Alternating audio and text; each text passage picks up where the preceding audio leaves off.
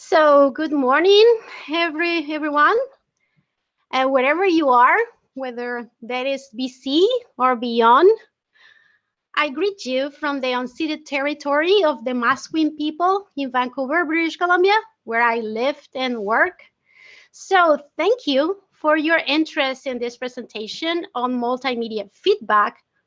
On the screen, you can see now the URL for my website, in which you can download the handout for this presentation. So it's quite simple.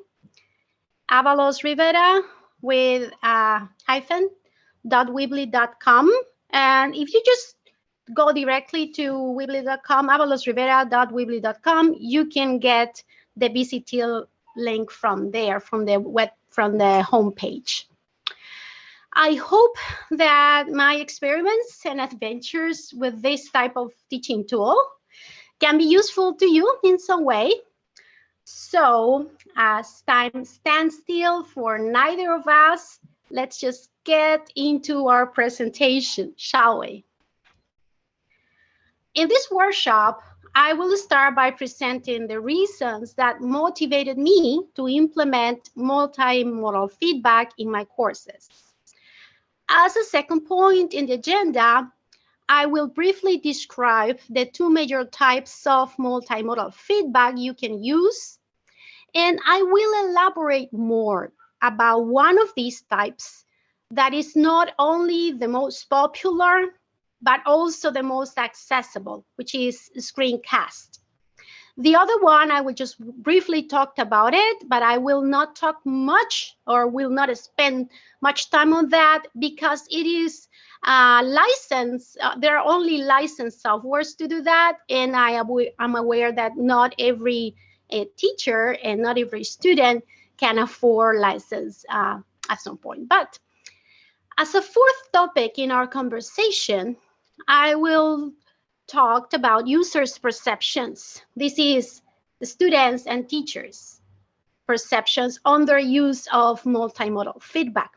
And on teachers, more specifically, you will have some time to share your views with some of your colleagues or our colleagues during a breakout room session. I apologize because I wish this workshop would be really more interactive, but the current circumstances do not allow us for so much of this interaction. I will also talk about the technicalities related to the use of a screencast.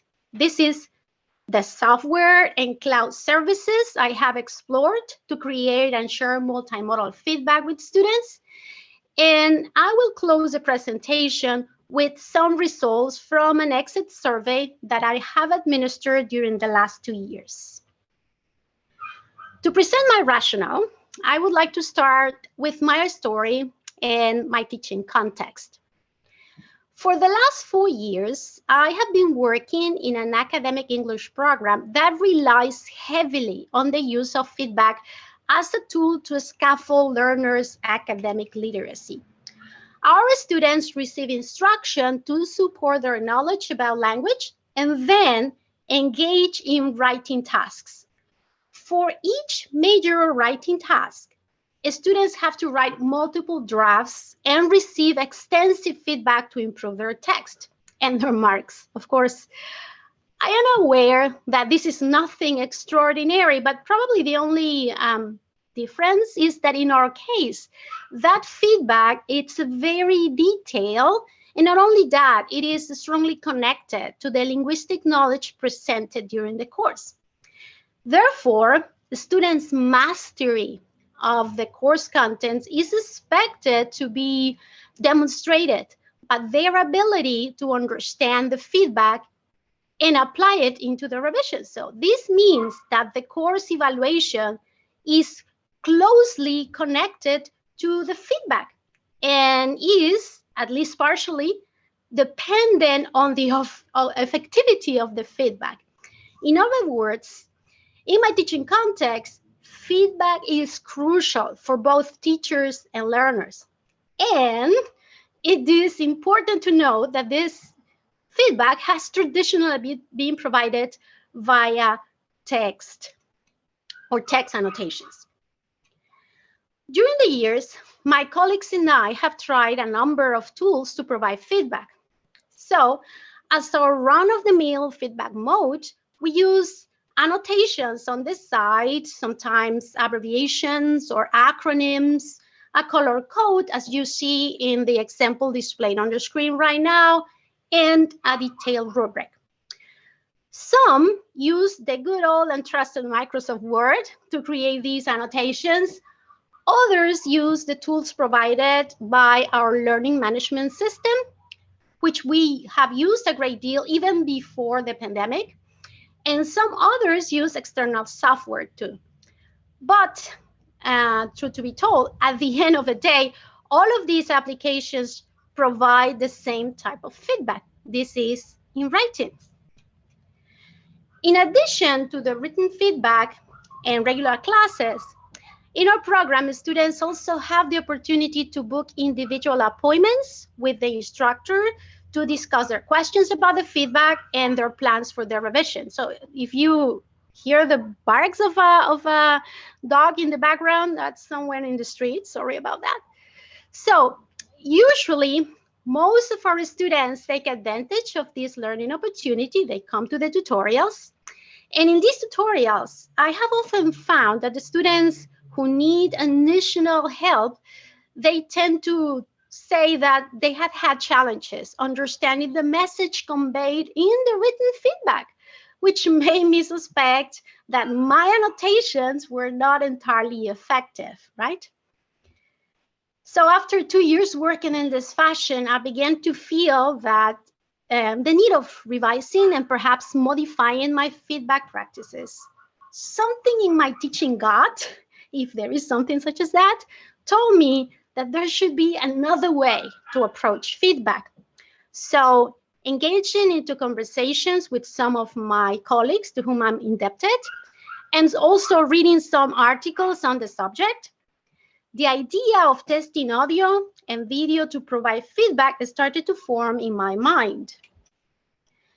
This idea was reinforced by the literature that talks about multimodal feedback as an affordance that enriches the feedback process. More specifically, a number of studies claim that multimodal feedback enables a more personal approach to feedback to scaffold revisions while building rapport with the students at the same time. And, you know, I was particularly attracted by this possibility because I have noticed that unconsciously, my written feedback tended to be more on the corrective side. So I was afraid that my emphasis on errors was not really helping me foster a relationship of trust with my students and increase their confidence with me. So I decided that I needed to give it a try, see how it would work. Therefore, I started by exploring the technicalities, and I found two options that could allow me to add audio or even video to my feedback messages. One of these options, which receives the generic name of Screencast, is basically video that displays the students' assignments as a series of screenshots in motion while the instructor's voice plays in the background. The second one includes embedded audio files within a PDF document. This is the students' assignments are converted into a PDF document. As I said at the beginning, because this second option is limited to licensed software that usually requires that students or the institution are acquired or develop an app to be able to listen and to create these embedded files, I will not include this option in the presentation. However, in my online handout, you can find a list of available apps if you choose to explore those. And if you are curious about my own experience with this possibility, we can later talk about it during the Q&A session. So for this workshop, I will describe what can be achieved with Screencast. So let's talk about those. When using Screencast, instructors can display the students' assignments with or without added highlights, while the audio describes the issues that need revision and how these revisions can be attempted. Additional meaning, of course, can be conveyed by means of your voice, right? Your stress, your facial expressions. If you are using a mode in which you can display the view of the student's assignment and your image on the side or on a corner of the screen. Highlights of problematic passages can be prepared in advance, or they can be added in real time with your mouse as the video unfolds. In addition, the feedback can be enhanced with the screenshots of websites. You can navigate on your browser, guiding students to find relevant websites, reference documents, or even you can display sections of your trusted PowerPoint slides, the ones that you use during class, if you want to remind the students of important linguistic content that they need to apply into the revisions. So resources are multiple. The only limit is the time you can allocate to revise each assignment and create feedback. Hold on a sec. It seems that this slide is stuck. Yeah, there we go. Now, from the learner's perspective, the screencast also offer a number of benefits. Students, of course, can pause the video to work on revisions as they need. They can also replay the video as many times. And finally, if the video is made available online, students will be able to watch it from all of their devices, which makes this application very portable. Finally, I was going to share with you an example of the possibilities of screencast feedback with a sample of video and audio for the revisions of this document that you see right here. As you can see for this one, I have highlighted in advance some aspects of the text that needed revision. I kept my color code from my all written feedback strategies, but unfortunately I can play the video for you, but you will not be able to hear the audio. We tried with this, and apparently this is a consistent problem that we are getting with Feedloop this morning.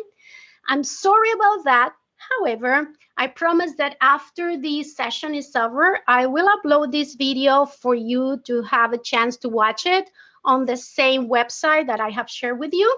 So basically, in this example, what I have in this video is I explain to the student what were the problems that range from problems with spelling, word choices, interpretation of the meaning of the information. And in the video, I take the students back to the source text that was used for this research project.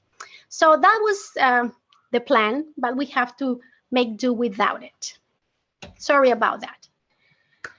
But aside from the example, at this point, I guess you may be wondering, what do actual users have to say about their experience with the screencast? So I will be happy to share with you some highlights from the last 2 years in which other colleagues and I have used this type of feedback modality. So I will start with students.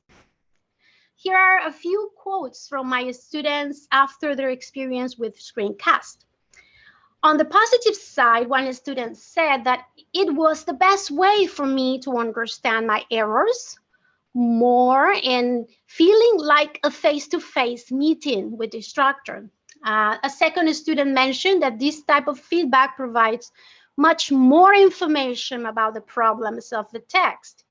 And a third one, I quote, said, it contains the most specific details, like the instructor talking to me. Of course, not everything was perfect, and we have to admit that. Some students talked about their challenges experienced with this multimodal feedback type. For instance, the students said that videos are not easy to clearly see the whole text. And by this, the student means that on each screenshot, only sections of the text are shown as I move down the text showing the highlights or the challenges that need to be addressed. But apparently the student wanted to see the entire text at a glance all the time. A second student mentioned that it's not convenient to locate the errors in one video file.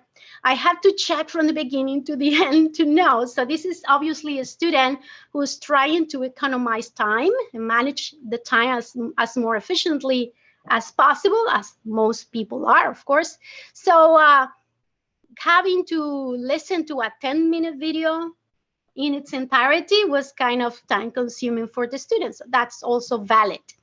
And finally, probably the most important and greater challenge for some of our learners is like the one expressed in the last comment. As a non-native speaker, I can't follow the video without subtitles sometimes. So this is a reality. So students may struggle listening to your voice, although it also may help them develop their listening skills. So it has two sides. But in order to tackle that, you can try to add subtitles or closed captioning. And there is one way to do that in a quick manner. But I'll talk about that later.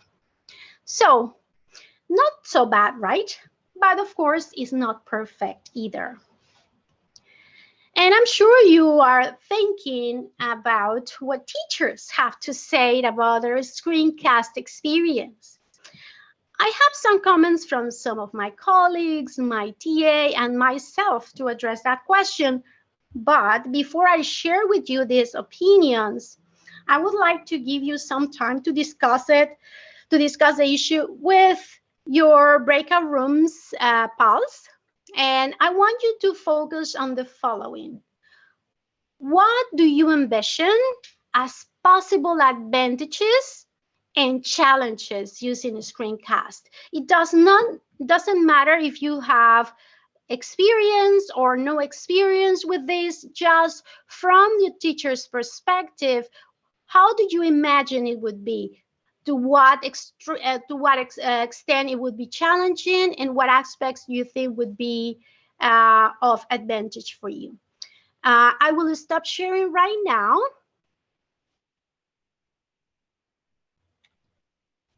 And I will ask Hannah to open the breakout rooms and jump into the breakout rooms as you can.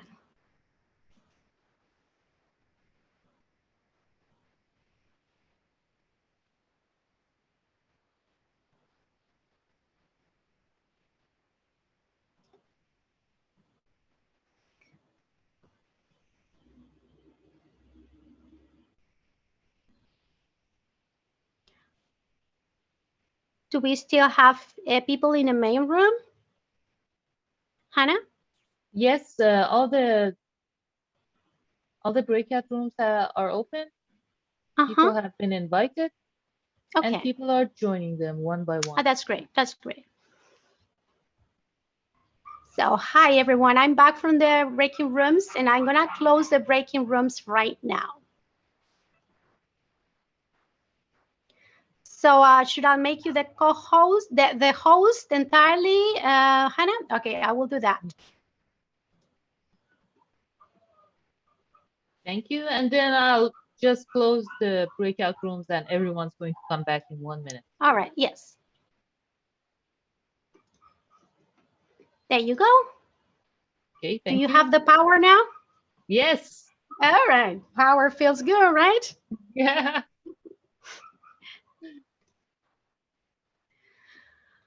All right, let's see. We are 13 people here in the room right now.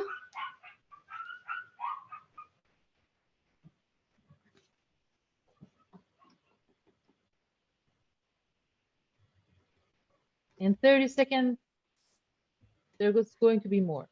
Okay, I'm just gonna turn to my presentation right now. Okay. Okay.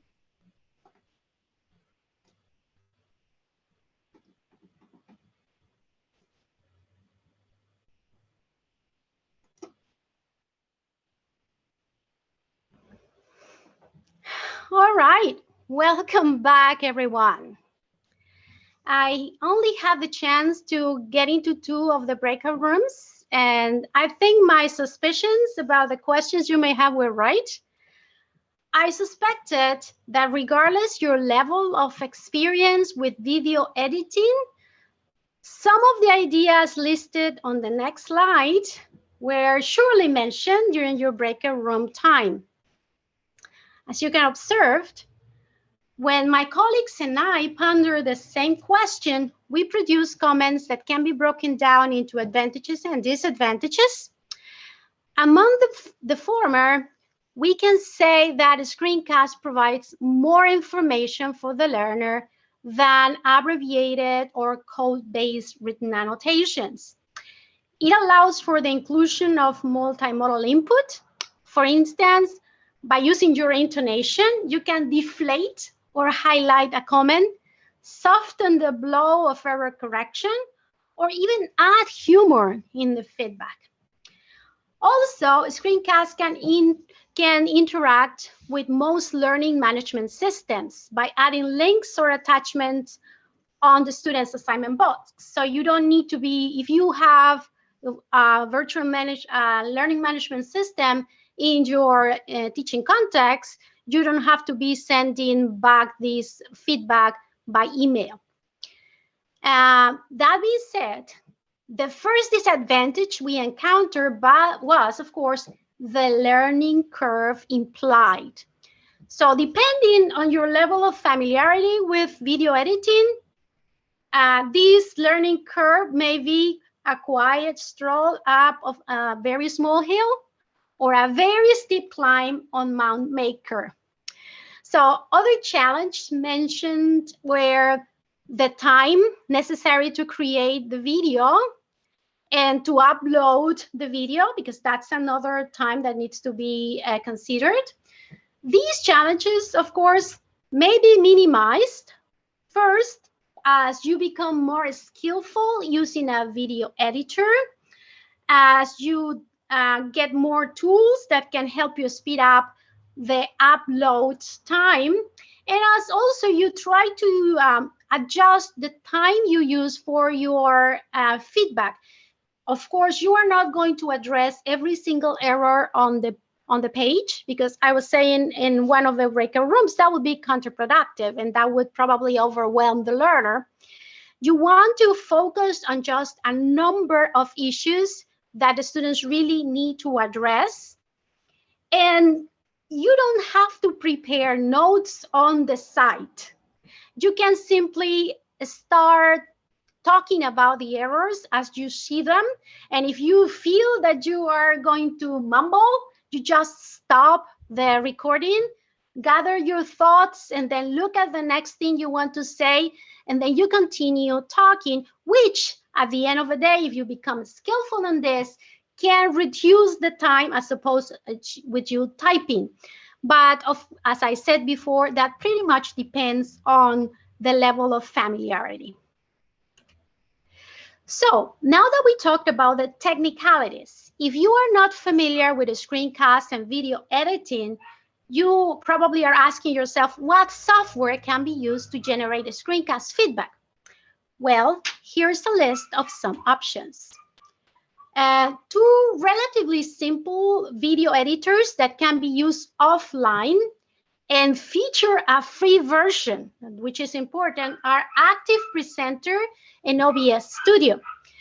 These options do not impose time limit to your videos. You can record as long a video as you want, and the software do not add a watermark on the image as it happens with other free video editors. So that's a good thing. Alternatively, you can use Zoom. I know that you should be sort of tired of using Zoom by now, but it can be very effective to record your screen in action and upload your videos directly to your Zoom cloud. If your institution provides you with a Zoom account, you will be able to produce almost as many videos as you need without time or file weight limit. And one advantage of this option is that you can add an embedded video of yourself during the screencast narration, if that is what you want to do, of course. Finally, if your employer is generous, you may be in the position of acquiring a licensed software, or maybe you already have it and you don't know. Some examples are Kaltura Capture, which is embedded in some LMS, such as Canvas, Brightspace, or Blackboard. So from my experience, I suggest you to go to Camtasia. That's another option. That's a licensed software that you have to download and install in your computer. Camtasia, it's a very good option, and I want to disclaim here, I do not work for this company, and this video is not a sponsor by this company, but anyway, it's very complete and allows you to save your videos online. So you just finish your videos, and instead of just spending time to render the video, save it to the computer, and then upload it to some other place, this software allows you to alternatively upload the video directly to screencast.com or YouTube. And I will talk about a little bit more on the ways you can deliver the video to your students. When sharing the feedback with your students, there are a number of privacy issues you have to take into account. Ideally, you should be able to upload your screencast feedback to any learning management system and share it with the students individually. If that is a concern due to bandwidth limitations, you may try uploading your video to a private cloud and then share the link with your students. One video cloud you want to try is screencast.com, which I mentioned before. Alternatively, you can use your OneDrive or Google Drive accounts. And in that case, you will create a link that the students can access to watch the video. But you must be mindful of the storage limitations, which means you cannot store videos for eons and eons to come without doing some cleanup by the end of a term. And if, as I said a while ago, if you use Camtasia to generate your videos, the software has an application that uploads your video directly to your screencast.com account or even to your YouTube account. And about that, I have to say that if you keep your files on YouTube and you want to share using YouTube via the private YouTube mode, there are some considerations to take into account because it may raise concerns regarding information safety when students have to open accounts that are located on a server outside Canada. And I mention open accounts because if you want to share a video on YouTube that only your student can see, you can do that, but the student must have a YouTube account as well. But if your institutions have objections regarding this risk, it may not be the option for you. If you have further questions about these technicalities, I may or may not have an answer for you, but in any case, we can discuss that during our Q&A session. To close this presentation, I would like to share with you the results of an exit survey that I have collected during the last 2 academic years, in which 2 of my colleagues, one of my TAs, and I use Screencast to provide multimodal feedback along with other feedback modes, such as audio annotations and the traditional text-based annotations. The first year, I collected responses from 39 respondents divided in 4 sections, and the second year, we have 37 participants who responded the questionnaire from 3 different sessions. So, when asked which of the feedback mode was the most useful for them, this is either the multimodal types or the text-based types, this is what we have. In the 2 years, over 60% of the students said that multimodal feedback was more useful than text-based annotations. This is not to say that the good old text club was entirely without its fans.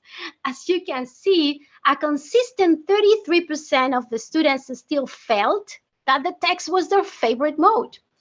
The similarity in their responses obtained during these 2 years is interesting because the first cohort experienced the feedback types in face-to-face type of class, while the second one, because of the pandemic, of course, was a full online cohort. So regardless of the course mode of delivery and even of instructor, the students seem to be pretty consistent in their preferences, right? Now, you may remember that in my quest to find a new way to deliver feedback, I was concerned about fostering a good rapport with my students through my feedback. This is to say that I aspired that my recommendations for revisions were presented as advice, provided in a personal way. This is something that would truly address what the student needed to do to improve their work. So I was concerned that my feedback could be perceived as just an inventory of a student's mistakes and writing shortcomings, and I didn't want that. Therefore, in the survey, I asked questions related to that goal. This is, I asked them which type of feedback felt more personal, which was defined for the respondents as tailored to their needs. As evident in the figure, in the 2 renditions of this survey, more than half of the students perceived that multimodal feedback was more personal, which is aligned with previous research conducted by Ali in 2016, Ilola and Oskos on the same year, and more recently by Cunningham. When I got these responses, I took some time to look at my screencast once again, and I noticed that as opposed to my annotated feedback, the screencast was a little bit more personal. My annotations were more to the point, but in the screencast, I tended to, for example, start with a salutation. I felt the need to say hello. I added a closing message, and I tended to include more praise than in the written feedback. This, of course, was just a perception, but again, the previously cited Cunningham also reports a higher use of interpersonal language resources used when teachers work with screencast. As an additional interesting detail, it seemed that the online students in the second cohort had a heightened perception of multimodal option as more personal, as you can see by the 2 green bars on the screen. One can wonder if the current isolation conditions have something to do with this perception. This is being alone at home. The students may be more appreciative of this type of feedback, hearing the voice of the instructor feeling more personal than just reading some notes on the page. But that would be a question for future systematic research, right? While we wait for such research to be developed, we can at least look at what the students said when they were asked to elaborate on reasons behind their preferences. So here are some comments from these students. So when I asked them, why did you prefer one modality over the other? This is what some of them answer. You can see on red highlights, to be more engaged with comments, to know which part of the writing I should pay more attention. And it's easier to understand how we should fix. I can understand my mistakes better and know the solution. It's more vivid, it's more visual. So as you can see in these responses, there seems to be a common perception of multimodal feedback as more helpful to revise and improve the text, which is something what I was looking for. It's precisely why I started this adventure. So does that mean we should entirely abandon our good old friend? This is the text-based feedback. Of course, I don't think so, at least not entirely, since these 2 types may serve different purposes. To prove that I'm not alone in this view, I have reserved a final comment from one of our students that will end my presentation today and open our Q&A session.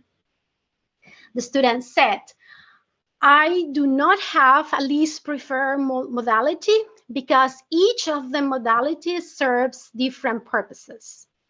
The annotated one will provide a more detail of errors, while the screencast is to provide serious, important writing tasks I need to work on.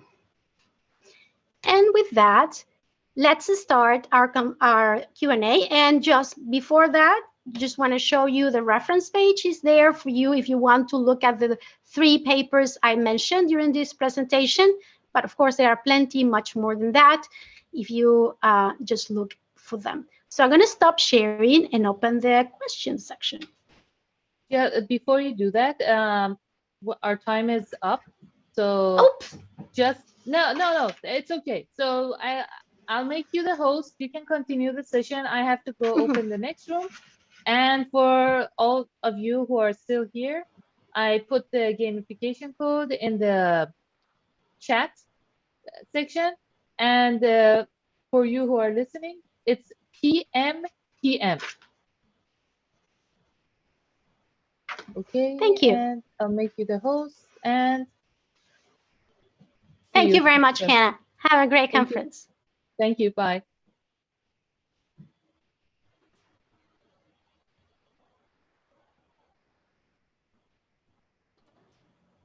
Hi there. Thanks so much for your presentation. I'm wondering if you can put the Weebly, your website link in the chat box. I missed it at the beginning. I will. I also have a question. Did you consider for a class giving students the choice of what type of feedback they preferred? I've done this before, and I find, maybe some students would want, if you ask students what kind of feedback would you prefer, for the teacher it wouldn't make too much of a difference, right? Or would that just be logistically too challenging? What do you think?